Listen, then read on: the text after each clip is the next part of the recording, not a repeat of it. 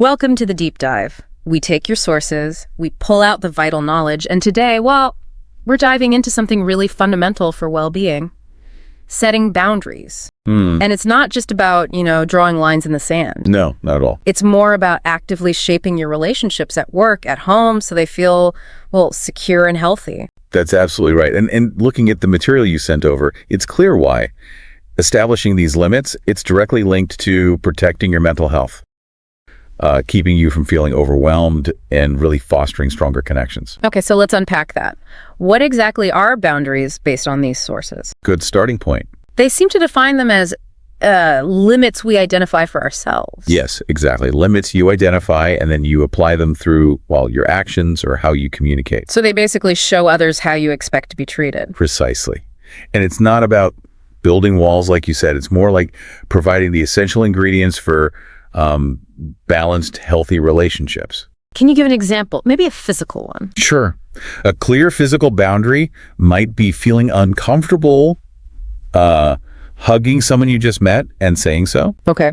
Or maybe a workplace one, like clearly stating you won't check emails after, say, 6 p.m. Yeah, that's a big one for many people. It is. And the sources stress these aren't just, polite suggestions. They're vital for your identity, your mental health, your overall well-being. And this is where it gets really interesting, I think. The link to mental health. Definitely. Your sources powerfully illustrate that setting clear boundaries makes sure your needs are met, helps you keep balance, and can even prevent burnout, especially at work, right? Absolutely. Yes. It's like this. When you say no to something or someone, you're actually saying a powerful yes to yourself. A yes to what, though? Well, maybe yes to taking time for self-care, or yes to quality time with people you love, or just yes to focusing on the work you're already committed to. Right. Makes sense. And without these limits, the sources are pretty clear. Relationships can become unsatisfying, maybe even toxic. Leaving you feeling taken advantage of. Yeah, or overwhelmed, resentful. There was even one study mentioned in your materials. Oh, yeah. It highlighted that blurred work-life boundaries. Yeah. They often lead to significantly more emotional exhaustion and, less happiness overall, right? A measurable drop. Wow. Okay, so it's not just about feeling better, it impacts our actual capacity. Exactly. Our capacity to function well, to recover. So knowing why they matter so much, what different types of boundaries are there? And maybe how do we start setting them? Good question. They come in a few forms. You've got emotional boundaries, protecting your inner state, Like not taking on someone else's stress? Right, or protecting yourself from emotional dumping. That's a big one. Okay, what else? Then there are time boundaries guarding how your hours are used or misused, and material boundaries about your personal stuff, your belongings. Got it. And the starting point, according to the sources, it really begins with knowing yourself, reflecting on your values, what you actually want and need in a relationship. Self-reflection first. Okay. Then what? How do you, communicate these needs?